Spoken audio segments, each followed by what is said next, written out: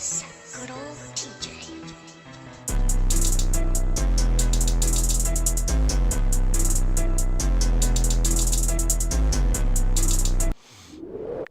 Konnichiwa, your boy INCOG, better on our video. And today, guys, we're back on OSP's channel, Overly Sarcastic Productions channel. This one is called Legends Summarize the Monkey King Journey to the West Part 1. So if you guys want me to react to the other parts, like I say, leave a like on the video, comment down below, let me know.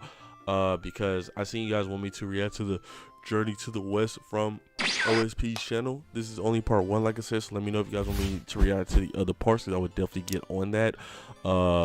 Yeah, so and without further ado, guys, like, subscribe on the video, hit the bell notification, make sure you click all so we're notified to make a future upload. Like I say, comment down below if you guys want me to react to more videos that you have in mind. Also, as well, just comment down below if you guys want to have any discussion in the comments down below, because I do react to all my comments. Yeah, so also the subscribe button, it is free. And like I said, if you guys are coming back to the channel, like I said, it's 88% of you guys that are watching my videos that are not subscribed, so go ahead and hit the subscribe button if you guys like what you see here on the daily content on the channel. And yeah, so without further ado, guys, let's get right into it. So play.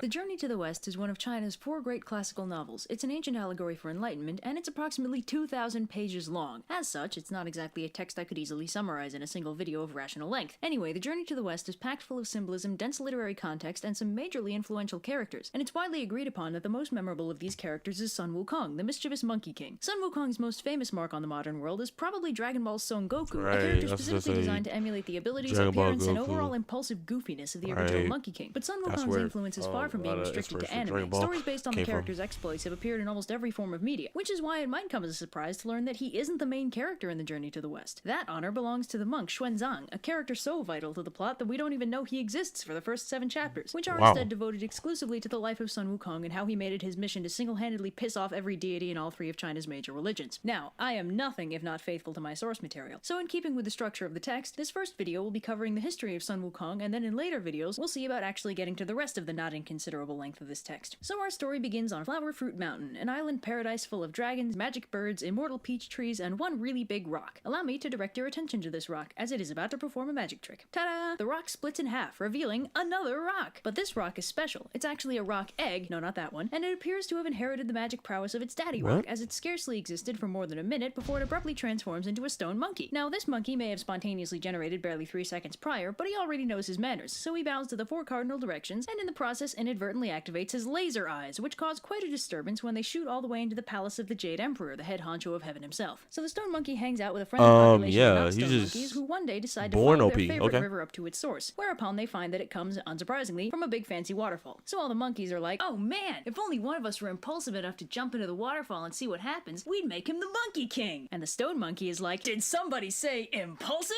And dives in. So on the other side of the waterfall, he finds a gorgeous cavern, decked out with an iron bridge and an enormous stone mansion, fully furnished with all the necessities of life. The monkeys are understandably impressed, and they all pile in to live in this newly discovered cavernous paradise. And for his achievement, the stone monkey is now officially crowned the Monkey King. So the monkey population of Flower Fruit Mountain live in peace and security for several hundred years, but one day, Monkey King has an existential crisis, pulls a Gilgamesh, and goes on a quest for immortality. 9 years and 2 continents later, he finally finds an immortal Taoist sage who lives on top of the Mountain of Heart and Mind in the Cave of the Slanting Moon and 3 Stars. Man, these names are a mouthful. So the immortal sage Subodhi takes on the Monkey King as one of his disciples, and he gives him a new name, derived from a large number of increasingly complex character traits, and long story short, his name is now Sun Wukong. So after a 7-year training montage, Subodhi finally teaches Sun Wukong a way to become immortal, which Wukong starts practicing. Another 3 years go by, and Sun Wukong is feeling pretty good about life. He's practicing the Tao, he's functionally immortal, and life is good. But Subodhi warns him that he's not out of the woods yet. Turns out, the Court of Heaven doesn't actually approve of this method of immortality, and will send down 3 calamities in an effort to kill him, one every 500 years. First, they'll strike him with lightning. Then later, if that didn't work, they'll set him on fire. And finally, if neither of those do the trick, they'll straight up disintegrate him. This understandably wigs out Sun Wukong, but Subodhi offers to teach him the art of Sun Wukong can't catch a break every 500 years. 72 different things. With this, the 3 calamities won't be able to touch him. He also teaches Wukong how to fly, just because. But, unsurprisingly, giving awesome cosmic powers to a suicidally impulsive magical monkey leads to some wacky hijinks, and Master Subodhi has to kick him out so he won't accidentally reveal his secret teachings. So Sun Wukong, now immortal, 20 years older and hypothetically wiser, at last returns to the Water Curtain Cave on Flower Fruit Mountain, and he returns just in time since the monkey population has been being harassed by a monster known only as the Monstrous King of Havoc, who's been intermittently inadvertently stopping by and kidnapping them to use as servants. So Wukong goes and challenges the monster to a duel and proceeds to absolutely kick his ass with his newfound Taoist superpowers, and then he rescues the captive monkeys and flies them all back home. So all is well on Flower Fruit Mountain, but Wukong decides that his monkey kingdom should probably have a monkey army so stuff like the kidnapping thing doesn't happen anymore. On that note, Wukong also takes a trip down to the Dragon Palace in the Eastern Ocean to see if the Dragon King has a weapon befitting his strength that he could borrow. Long story short, after dismissing every superpowered weapon the Dragon King offers him, Wukong ends up taking an obscenely heavy magic size-changing iron pillar out of the palace treasury and using it as a staff. So Wukong's very happy with his new weapon and asks the Dragon King for some fancy new duds to go with his fancy new stick thing. And by now, the Dragon King is so terrified of this super powerful monkey that he gathers all of his dragon brothers and together they assemble a fancy outfit for Wukong just to get him out of their house. When he returns to Flower Fruit Mountain to show his mates his gear, he gets so hyped up that he briefly turns into a huge demonic caricature of himself, which terrifies the local demon population so much that demon kings show up at his front door to form an alliance with him. So life is going pretty well for the Monkey King, until one day, while taking a nap, he's abruptly kidnapped by two emissaries of Yama, the king of hell, who carry him off to the underworld. Wukong is understandably pissed, seeing as this is technically death and violates the whole immortality deal, and he starts bashing his way into the Palace of Darkness to lodge a complaint with the 10 Kings. So the 10 Kings are like, whoa, there must have been some kind of mistake. I mean, there must be a bunch of dudes named Sung Wukong, right? And Wukong is like, yeah, right. Show me where that's written down. So they sort through all the ledgers of the dead until they find the one about him, and he scribbles out his name, along with the names of as many monkeys as he can find, thus freeing them from the jurisdiction of the underworld gods. Satisfied, Wukong bashes his way back out of the underworld, then wakes up and tells all the monkeys the good news. But all is not well in the Kingdom of Heaven, as the Jade Emperor finds himself inundated with complaints about this Monkey King who keeps causing trouble. So at first, the Jade Emperor wants to have him arrested for his shenanigans, but the Spirit of Venus suggests instead that they offer the Monkey King a position in the bureaucracy of heaven, whereupon they'd be able to better control his actions and easily discipline him if need be. The Jade Emperor gives the thumbs up, and they send down the Gold Star of Venus to deliver the offer to Wukong, who eagerly accepts. So the Gold Star takes him up to heaven and takes him to meet the Jade Emperor, who appoints him the position of Pima Wen, which makes him the head of the Imperial Stables. So Wukong thinks that's pretty sweet, and he's fairly chill with the whole situation until he thinks to ask what exactly his rank is, whereupon he is informed that Pima Wen is actually the lowest possible position in the entire bureaucracy of heaven. Wukong, being a bit of a diva at this point, is understandably pissed, and once again bashes his way out of heaven and returns to Flower Fruit Mountain to sulk. So Wukong decides to make himself feel better by calling himself the Great Sage equal to heaven, and meanwhile the Jade Emperor learns of his temper tantrum and sends down several celestial soldiers to capture him. The first among these is the Mighty Spirit God, who challenges Wukong to a duel. Wukong's like, dude, just tell your boss I want a better title. And the Mighty Spirit God is like, why don't you tell him yourself? In hell! And gets utterly destroyed for his troubles. So then Prince Nada confronts Wukong, who's like, what are you, 12? Look, kid, just tell your boss I want to be called Great Sage equal to heaven, alright? And Nada's like, I'll show you who's 12! And transforms into a big scary monster with a butt ton of weapons. Wukong is, of course, unimpressed, and matches the transformation with one of his own. They fight for a while until Wukong gets the drop on Nada with a duplicate and smacks him with his stick thingy. So they tell the Jade Emperor what happened, and the Emperor is all like, how dare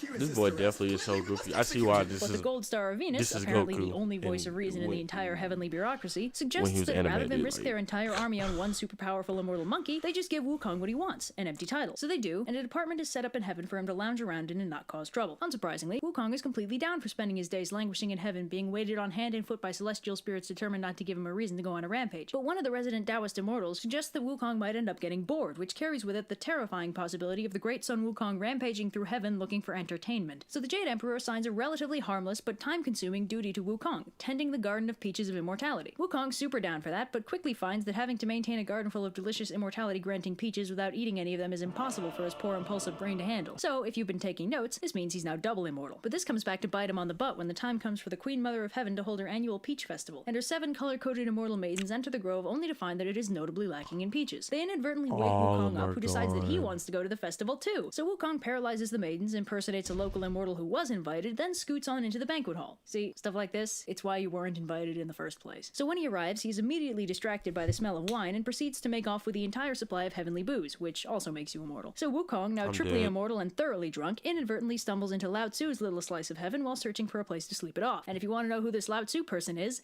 I'm working on it, goddammit. Ninjas, oh god! So drunk Wukong stumbles into Lao Tzu's palace to say hello, but he can't find the sage anywhere. But he does find Lao Tzu's alchemical lab, in which he finds several gourds full of pills of immortality. 3 guesses as to what Wukong does next. Drink them. So Wukong, now quadruply immortal and abruptly sober, realizes that might not have been the smartest move on his part, and opts to flee back to Flower Fruit Mountain to escape the consequences of his actions. Meanwhile, the 7 immortal maidens, the wine carriers, the people in charge of the banquet, Lao Tzu, the officials from Wukong's department, and the immortal Wukong impersonated, all independently present their grievances to the Jade Emperor, who quickly puts 2 and 2 together and dispatches pretty much the entire army of heaven to apprehend Sun Wukong. Now, of course, because Wukong is absurdly powerful, this is ineffective, and what was supposed to be a simple capture mission turns into a full-scale battle between the forces of heaven and Sun Wukong's army of demon monkeys. Now, while all that drama is happening, who should arrive at the heavenly palace but the Bodhisattva Kuan Yin and her disciple Moksha, who came for the Peach Festival and are understandably surprised to find the heavenly palace in complete disarray. So Kuan Yin asks what all the fuss is about, and upon being briefed, she sends Moksha down to get a sense of what's going on. So Moksha arrives at Flower Fruit Mountain just in time for Wukong, who's been thoroughly kicking the collective asses of the army of heaven, to demand a fight with somebody. So Moksha and Wukong battle for a while, but Moksha unfortunately can't quite keep up with the Monkey King and has to return to heaven in defeat. But Kuan Yin, now better briefed on the situation, suggests a god who could be sent to fight Wukong, Erlang, a powerful loose cannon of a deity who don't play by the Jade Emperor's rules. So they summon him, and he goes to confront Wukong, who's like, "Oh, hey, if you don't mind, could you send out the Devarajas to fight me? Because I'm kind of getting bored over here." And Erlang is like, Not as bored as you're gonna be. and they fight. They both end up turning into Godzilla-scale monsters, but Wukong inadvertently terrifies his own army into a rout with how scary he looks. And in turn, the sight of his own fleeing army disheartens the Monkey King, who shrinks down and runs away. But Erlang isn't going to be evaded that easily, and he uses his magical third eye, he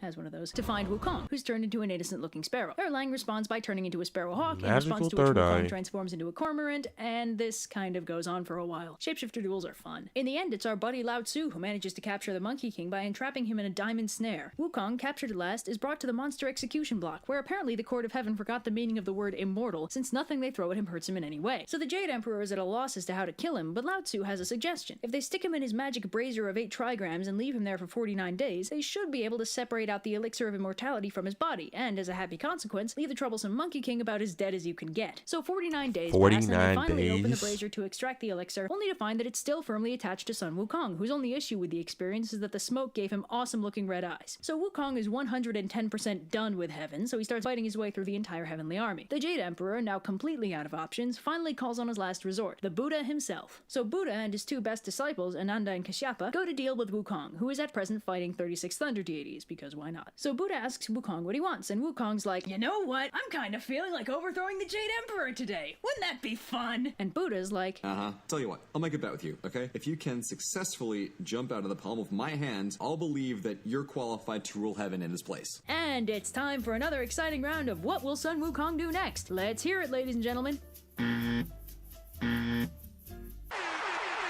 Unsurprisingly, Sun Wukong takes that bet and blasts off from Buddha's hand until he reaches the very edge of the universe itself, where he finds 5 pillars supporting the sky. Wukong decides to leave a memento of himself there, graffitiing one of the pillars, and then, for good measure, peeing on it. I mean, he is a monkey. So Wukong backflips all the way back to Buddha's palm like, "Shows what you know, old man! I made it all the way to the pillars of the universe!" And the Buddha's like, Is that so? Well, I have a little plot twist for you. See, one of the perks of enlightenment is that I'm one with everything, and as it turns out, that's not just hyperbole. Sure enough, written on one of Buddha's fingers is Wukong's graffiti, along with the faintest whiff of monkey pee. Turns out the whole universe is the palm of Buddha's hand. Whoa.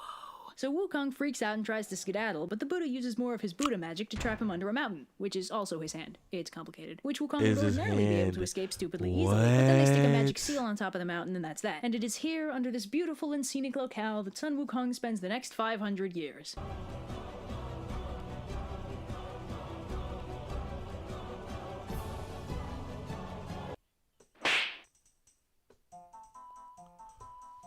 What? Yo, Buddha's freaking nuts, dog. Legend summarized the Monkey King Journey to the West Part 1. Like I say, guys, you want me to react to Part 2? Let me know in the comments down below and everything like that. Slap a like on this video and everything like that. That's crazy. So he thought that he went to the edge of the universe, but that was literally just Buddha's fingers. And he peed and he graffitied on his finger. And